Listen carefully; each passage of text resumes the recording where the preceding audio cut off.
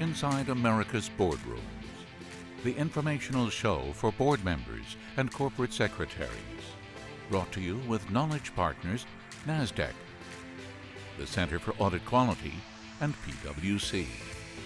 Along with content contributors Equilar, Meridian Compensation Partners, Wilson Sonsini Goodrich and Rosati, Donnelly Financial Solutions, and the Society for Corporate Governance.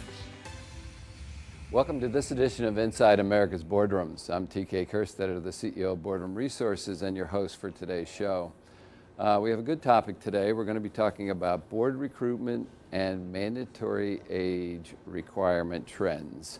And joining me is somebody that knows a lot about this topic.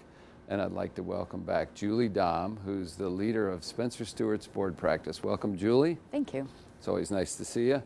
So today we're going to talk about board recruitment first, okay? And we want to talk about those trends that are happening in the boardroom today. So as somebody that fills a lot of slots and a lot of boards, talk a little bit about what you're seeing that are trends in recruitment. I think the trends that we're seeing are driven by a couple of things, one of which is just what we see in the world today. Every industry is being disrupted, technology affects everybody, global markets are affecting everyone. So boards recognize that they need new skills in the boardroom. And so that is reflective in when they get an opening, who they look for. One of the problems is they don't get a lot of openings. So we get about 8% of the S&P 500 turns over in any given year. So when you get an opening, what they need is somebody who understands technology or data analytics or digital, or who has been in a company that's been disruptive or an industry that's been disrupted and understands that. So they are looking for people who look like that.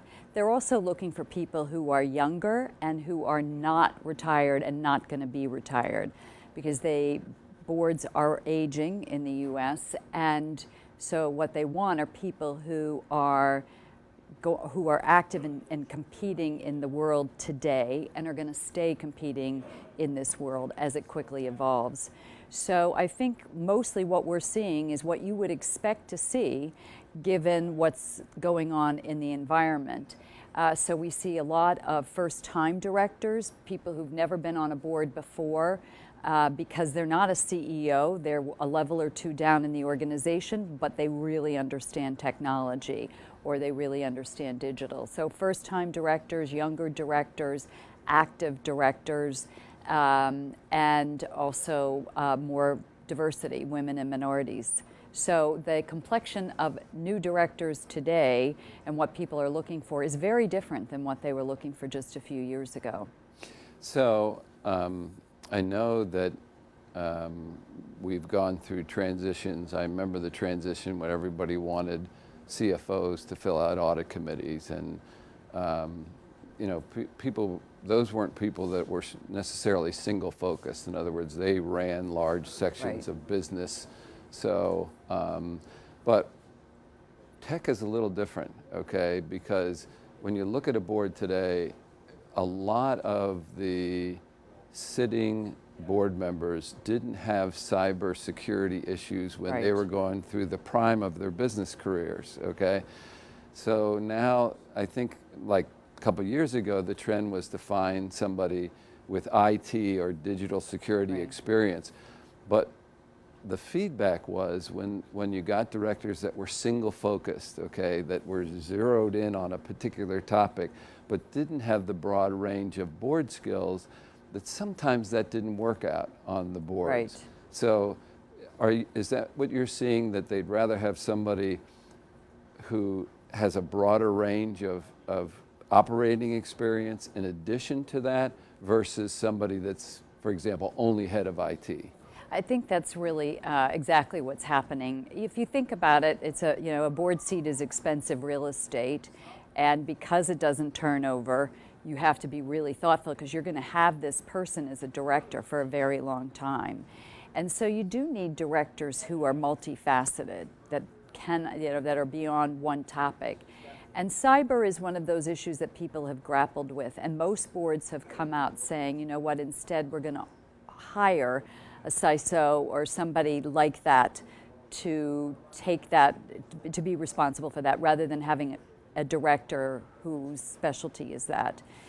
We've seen a few boards do advisory boards, tech advisory boards, because you can have a couple of people who can work for you on an advisory board for a year or 2 or 3. You know, you can really design it the way you want it, and you get that expertise, but you're not using a board seat for it. So an advisory board of some sort can get at some of those single issues.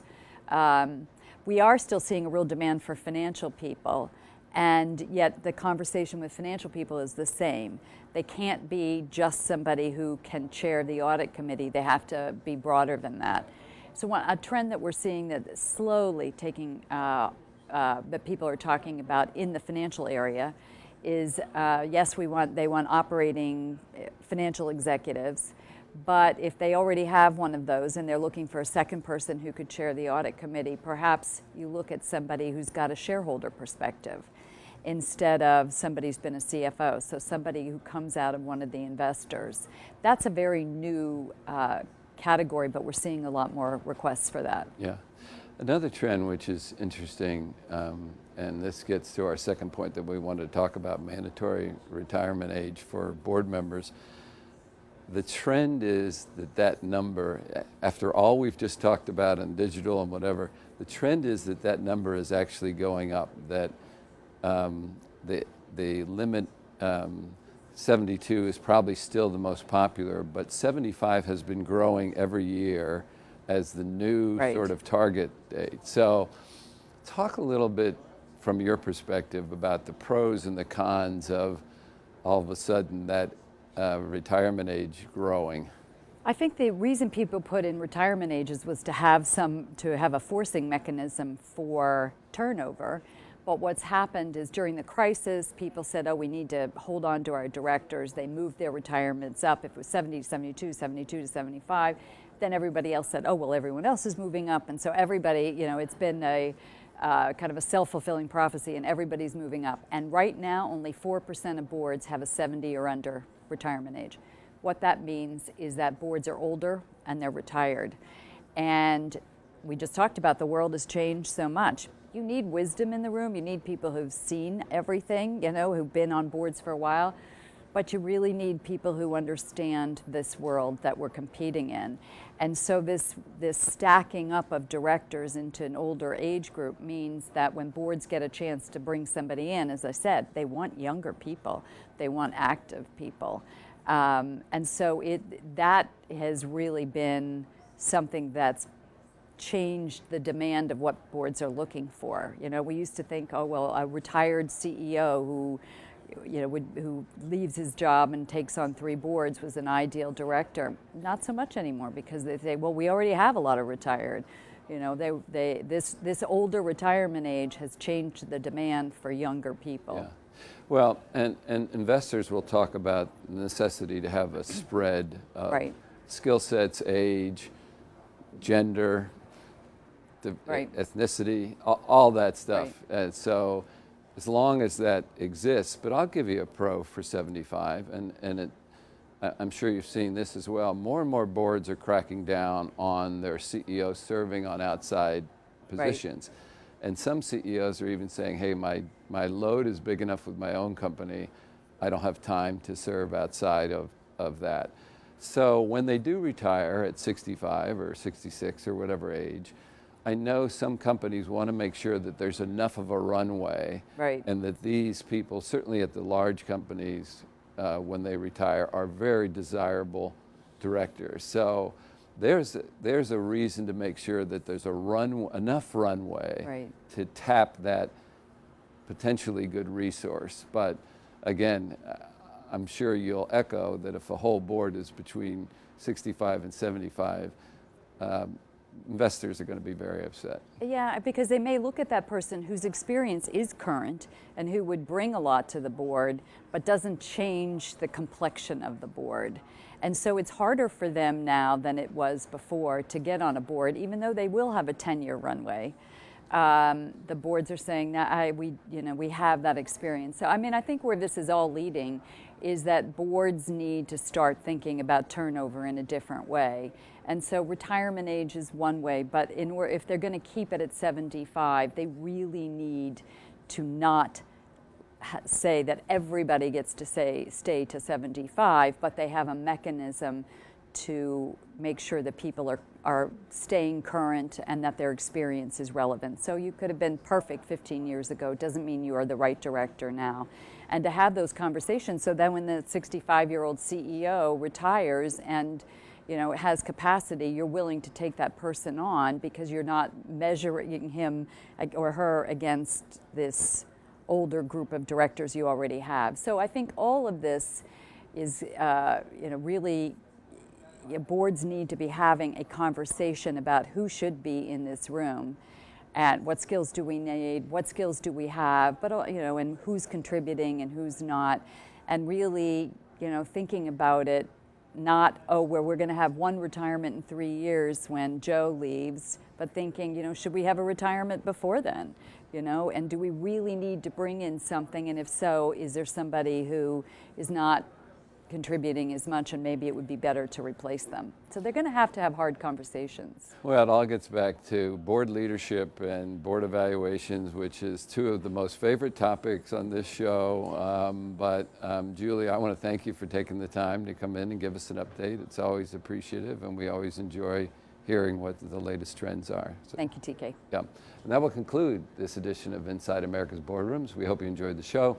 We'll be back again next week when we take a look at another critical topic that'll help you be a better board member or committee member. So we'll see you then. Join us again next week for Inside America's Boardrooms. Brought to you with Knowledge Partners, NASDAQ, the Center for Audit Quality, and PwC. Along with content contributors, Equilar, Meridian Compensation Partners, Wilson Sonsini Goodrich and Rosati, Donnelly Financial Solutions, and the Society for Corporate Governance.